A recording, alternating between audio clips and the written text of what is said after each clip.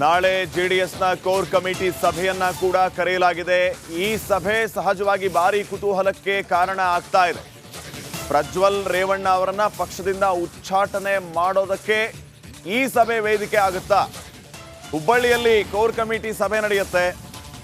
ಮುಜುಗುರ ತಪ್ಪೋದಕ್ಕೆ ಪ್ರಜ್ವಲ್ ರೇವಣ್ಣ ಅವರನ್ನ ಪಕ್ಷದಿಂದ ಉಚ್ಚಾಟನೆ ಮಾಡಿ ಅಂತ ಜೆಡಿಎಸ್ನ ಇನ್ನುಳಿದ ನಾಯಕರು ಒತ್ತಡ ಹೇರ್ತಾರ ಅಂತ ಈಗಾಗಲೇ ಕಂದಕೂರ ದೇವೇಗೌಡರಿಗೆ ಪತ್ರವನ್ನ ಬರೆದಾಗಿದೆ. ಕೂಡಲೇ ಅವರನ್ನ ಪಕ್ಷದಿಂದ ಉಚ್ಚಾಟನೆ ಮಾಡಿ ಅಂತ. ನಾಳೆ ಹುಬ್ಬಳ್ಳಿಯಲ್ಲಿ ಜೆಡಿಎಸ್ನ ಕೋರ್ ಕಮಿಟಿ ಸಭೆ ಕೂಡ ಇದೆ. ಸಭೆಯಲ್ಲಿ ಪ್ರಜ್ವಲ್ ರೇವಣ್ಣ ಅವರನ್ನ ಕೂಡಲೇ ಉಚ್ಚಾಟನೆ ಮಾಡಲೇಬೇಕು ಅಂತ ಒತ್ತಡ ಹೆಚ್ಚಾಗುತ್ತಾ? ಇದಕ್ಕೆ ದಳಪತಿಗಳು ಯಾವ ರೀತಿ ರಿಯಾಕ್ಟ್ ಮಾಡ್ತಾರೆ ಅನ್ನೋದು ಸದ್ಯಕ್ಕಿನ ಪ್ರಶ್ನೆ.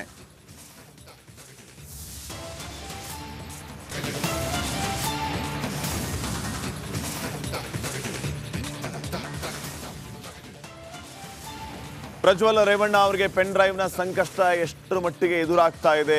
ಈಗಾಗಲೇ SIT ತನ್ನ ಕೆಲಸವನ್ನ ಆರಂಭ ಮಾಡಿದೆ. ಮುಂದುವರೆದ ಭಾಗವಾಗಿ ಈಗ FIR ಕೂಡ SITಗೆ ವರ್ಗಾವಣೆ ಆಗುವ ಸಾಧ್ಯತೆ ಇದೆ. SIT ಈಗಾಗಲೇ ಒಂದ್ ಕಡೆ ಮಹತ್ವದ ಮೀಟಿಂಗ್ಗೆ ಸಜ್ಜಾಗ್ತಾ ಇದೆ. ಇದರ ಮಧ್ಯೆ SITಗೆನೇ FIR ವರ್ಗಾವಣೆ ಆಗುವ ಸಾಧ್ಯತೆ ಇದೆ. ಇವತ್ತು ರೇವಣ್ಣ ಹೈಕೋರ್ಟ್ ಮೊರೆ ಹೋಗುವ ಸಾಧ್ಯತೆ ಕೂಡ ಇದೆ. ನಿರೀಕ್ಷಣಾ ಜಾಮೀನಿಗೂ ಕೂಡ ಅರ್ಜಿ ಸಲ್ಲಿಸುವ ಸಾಧ್ಯತೆ ಅಧಿಕವಾಗಿದೆ. ಹಾಗಿದ್ರೆ ಈ SIT ಮೊದಲ ಮೀಟಿಂಗ್ನ ನಂತರ ಏನೆಲ್ಲ ಬೆಳವಣಿಗೆ ಆಗುತ್ತೆ? ಇನ್ನು SIT ತಂಡ ಹೊಳೆ ನರಸೀಪುರಕ್ಕೆ ಹಾಸನ ಜಿಲ್ಲೆಗೆ ಭೇಟಿ ಕೊಟ್ಟಾಗ ಅವ್ರಿಗೆ ಸಿಗುವಂತಹ ಮಾಹಿತಿ ಏನು? ಯಾಕಂದರೆ ಅವರು ಸಂತ್ರಸ್ತೆಯರನ್ನ ಸಂಪರ್ಕಿಸಿ ಮಾತಾಡುವಂತಹ ಕೆಲಸ ಮಾಡ್ತಾರೆ. ಸೊ ಸದ್ಯಕ್ಕೆ SIT ಈ ರೀತಿ ಕಾರ್ಯಪ್ರವೃತ್ತ ಆಗಿದ್ರೆ, ಮತ್ತೊಂದು ಕಡೆ ರೇವಣ್ಣ ಕೂಡ ಹೈಕೋರ್ಟ್ ಮೊರೆ ಹೋಗುವ ಸಾಧ್ಯತೆ ಇದೆ. ನಿರೀಕ್ಷಣಾ ಜಾಮೀನಿಗೂ ಅರ್ಜಿ ಸಲ್ಲಿಸುವ ಸಾಧ್ಯತೆ ಅಧಿಕವಾಗಿದೆ.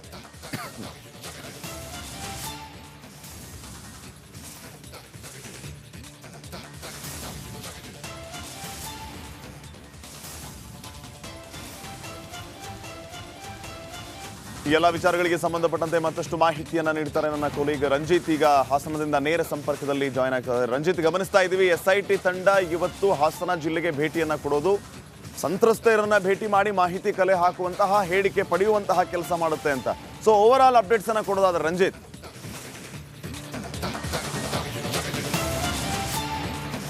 S, exactly Shripad Patil. ಇವತ್ತು SIT ತಂಡ, BK ಸಿಂಗ್ ನೇತೃತ್ವದ SIT ತಂಡ ಇವತ್ತು ಹಾಸನಕ್ಕೆ ಭೇಟಿಯನ್ನು ಕೊಡ್ತಾ ಇದೆ. 12:30 ಭೇಟಿಯನ್ನು ಕೊಡ್ತಾ ಇದೆ.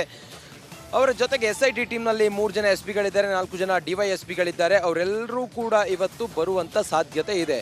ನಿನ್ನೆ ಹೊಳೆನರಸೀಪುರ ಪೊಲೀಸ್ ಠಾಣೆಯಲ್ಲಿ, ನಗರ ಪೊಲೀಸ್ ಠಾಣೆಯಲ್ಲಿ ಒಂದು FIR ದಾಖಲಾಗಿದೆ. ಸಂತ್ರಸ್ತ ಮಹಿಳೆ ಬಂದು ಸ್ಟೇಷನ್ಗೆ ಹೋಗಿ ಕಂಪ್ಲೇಂಟನ್ನು ಕೊಟ್ಟಿದ್ರು. ಇವತ್ತು SIT ತಂಡ ಹೊಳೆನರಸೀಪುರ ನಗರ ಪೊಲೀಸ್ ಠಾಣೆಗೆ ಬಂದು ಆ ಸಂತ್ರಸ್ತ ಮಹಿಳೆಯನ್ನು ವಿಚಾರಣೆ ಮಾಡುವಂಥ ಸಾಧ್ಯತೆ ಇದೆ. ಮತ್ತು ಸ್ಥಳ ಮಹಜರು ಮಾಡುವಂಥ ಎಲ್ಲ ಸಾಧ್ಯತೆಗಳು ಕೂಡ ಕಂಡು ಬರ್ತಾ ಇದೆ. ಸದ್ಯಕ್ಕೆ ಇಡೀ ಹಾಸನದ ಜನರನ್ನು ರೊಚ್ಚಿಗಳಿಸಿರುವಂಥ ಪ್ರಕರಣ ಇದು. ಪೆನ್ ಡ್ರೈವ್ ವಿಚಾರ ಭಾರೀ ಮುಜುಗರವನ್ನು ತಂದಿಟ್ಟಿದೆ NDA ನಾಯಕರುಗಳಿಗೆ. ಇದೆಲ್ಲದರ ನಡುವೆ ಒಂದು ಆರೋಪ ಪ್ರತ್ಯಾರೋಪಗಳ ನಡುವೆ ಪ್ರಜ್ವಲ್ ರೇವಣ್ಣ ಅವರು ಎಲ್ಲಿ ಹೋಗಿದ್ದಾರೆ ಅಂತ ಕೇಳಿದರೆ ಜರ್ಮನಿಗೆ ಹೋಗಿದ್ದಾರೆ ಅನ್ನೋದ್ರ ಬಗ್ಗೆಯೂ ಕೂಡ ಒಂದಿಷ್ಟು ಡೀಟೇಲ್ ಲಭ್ಯ ಆಗ್ತಾ ಇದೆ. ನಿನ್ನೆ FIR ದಾಖಲಾಯ್ತಲ್ಲ, ಆಗ HD ರೇವಣ್ಣ ವಿರುದ್ಧವೂ ಕೂಡ ಪ್ರಕರಣವನ್ನು ದಾಖಲು ಮಾಡಿಕೊಳ್ಳಲಾಗಿತ್ತು. ಆ ನಿಟ್ಟಿನಲ್ಲಿ HD ರೇವಣ್ಣ ಅವರನ್ನು ಕೂಡ ಏನಾದರೂ ತನಿಖೆಗೆ ಕರೆಸ್ತಾರ ಅನ್ನೋದ್ರ ಬಗ್ಗೆಯೂ ಕೂಡ, ನೋಟಿಸ್ ಕೊಟ್ಟು ತನಿಖೆ ಕರೆಸ್ತಾರ ಅನ್ನೋದ್ರ ಬಗ್ಗೆಯೂ ಕೂಡ ಮಾಹಿತಿ ಇದೆ.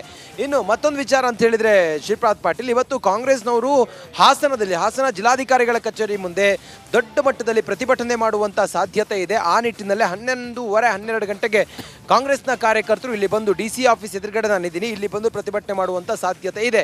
ಒಂದೊಂದು ಡಾಕ್ಯುಮೆಂಟ್ಗಳು, ನೀವು ಹೇಳ್ದಂಗೆ ಕೆಲ ಟೆಕ್ನಿಕಲ್ ಎವಿಡೆನ್ಸ್ಗಳಿದಾವಲ್ಲ, ಮತ್ತು ಆ ವಿಡಿಯೋ ಕ್ಲಿಪ್ಪಿಂಗ್ಗಳು, ಅದರ ಅಸಲಿಯತ್ತಿನ ಬಗ್ಗೆಯೂ ಕೂಡ SIT ಅಧಿಕಾರಿಗಳು ತನಿಖೆಯನ್ನು ಮಾಡ್ತಾರೆ. ಮತ್ತು ಇದು ತಾಂತ್ರಿಕವಾಗಿ ಇದೇನಾದರೂ ತಿರುಚಿದಾರಾ ಅಥವಾ ಬೇರೆ ಏನಾದರೂ ಆಲ್ಟ್ರ್ ಮಾಡಿದಾರಾ, ಇದೆಲ್ಲವೂ ಕೂಡ ಭಾಳ ಪ್ರಮುಖವಾಗಿರೋದ್ರಿಂದ ಅದರ ಅಸಲಿಯತ್ತನ್ನು ಮೊದಲು ಪತ್ತೆ ಮಾಡ್ತಾರೆ.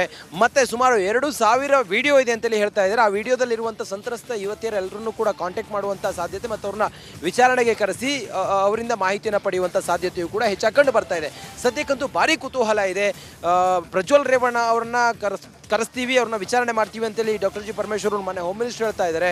ಮತ್ತೊಂದು ಕಡೆಯಲ್ಲಿ ಸ್ಪೆಷಲ್ ಇನ್ವೆಸ್ಟಿಗೇಷನ್ ಟೀಮ್ ಇವತ್ತಿನಿಂದ ತನಿಖೆಯನ್ನು ಕೂಡ ಕೈಗೊಳ್ತಾ ಇದೆ. ಹಾಗೆ ಸಂತ್ರಸ್ತ ಯುವತಿಯರ ಅಥವಾ ಮಹಿಳೆಯರ ಹೇಳಿಕೆಯನ್ನು ಕೂಡ ದಾಖಲಿಸಿಕೊಳ್ತಾ ಇದ್ದಾರೆ. ಮುಖ್ಯಮಂತ್ರಿಗಳು ಬಹಳ ಸೀರಿಯಸ್ ಆಗಿ ಪಡೆದುಕೊಂಡಿದ್ದಾರೆ. ಇಡೀ ಹಾಸನವೇ ರೊಚ್ಚಿಗೆದ್ದಿರೋದ್ರಿಂದ, ಬಹಳ ಸೂಕ್ಷ್ಮ ಪ್ರಕರಣ ಆಗಿರೋದ್ರಿಂದ ಇದನ್ನು ಬಹಳ ನಾಜೂಕಾಗಿ ತನಿಖೆಯನ್ನು ಇವತ್ತು SIT ಅಧಿಕಾರಿಗಳು ಇವತ್ತಿನಿಂದ ಶುರು ಮಾಡ್ತಾರೆ. 12:30 ಅವರು ಬರ್ತಾರೆ ಅನ್ನೋದ್ರ ಬಗ್ಗೆ ಡೀಟೇಲ್ ಇದೆ Shripad Patil. Okay, thank you Ranjit ಮಾಹಿತಿಗಾಗಿ.